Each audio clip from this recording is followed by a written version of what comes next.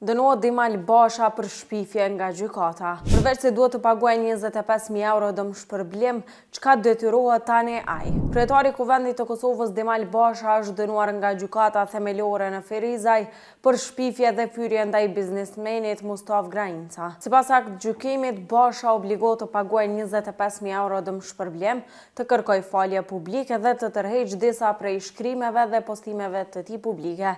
Padja ndaj Bashës është ngritur nga Mustaf Grainca, ish drejtori i financave në komunën e Firizajt dhe një ish antar i kryesisë së Partisë Demokratike të Kosovës në këtë komunë. Grainca e kishte paditur Bashën në korrekt të vitit 2019 me pretendimet se ky i fundit kishte shpifur dhe fyer publikisht përmes një editoriali dhe disa postimeve në rrjetin social Facebook, ku Basha sipas aktakuzës e kishte lidhur paditësin me aktivitete të paleqshme dhe përfitime të paleqshme përmes ndërtimeve në Ferizaj.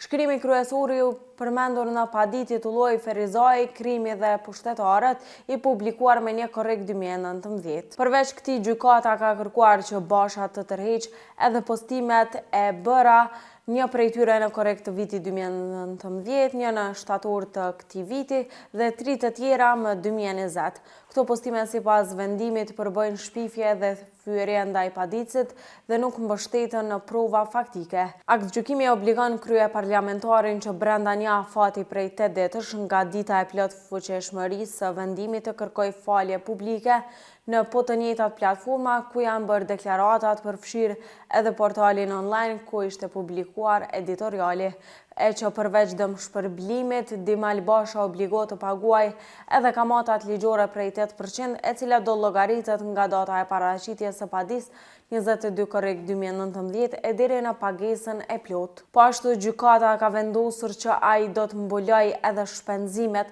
e procedurës gjyqësore në shumë prej 2.607 euro, ku nga ana tjetër avokati Bashës ka reaguar duke thënë se ky vendim nuk ka bazë ligjore dhe se tashmë kanë nisur përgatitjet për ankesë në gjykatën e apelit.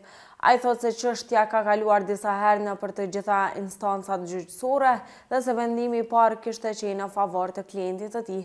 Megjithatë, gjykata e apelit dhe më pas Supremja e kthyen çështjen në rigjykim, duke quar në këtë vendim përfundimtar të gjykatës së Ferizajt. Avokati rikujtoi gjithashtu se në kohën kur ishte bërë shkrimi, Basha nuk kishte asnjë funksion publik dhe se qëllimi i shkrimit kishte qenë kritik ndaj dukurive negative në komunën e Ferizajt, jo ndaj ndonjë individi në veçantë, e që palët e përfshira në këtë proces ende kanë të drejtë ankese, ndërsa rasti ka rikthyer vëmendjen mbi balancën mes fjalës së lirë dhe kufive ligjor të saj, sidomos kur bëhet fjalë për figura publike. E pas këtij vendimi, Basha nuk është deklaruar akoma. Madje i njëjti duket se nuk e ka ndërmend të bëjë gati kërkim faljen publike, ani pse dikur i kritikonte njerëzit që shpifin. Basha pati shkuar edhe më larg, ku thoshte se njerëzit të cilët fyen e bullizojnë do të kriminalizohen dhe të normohen në kodin penal.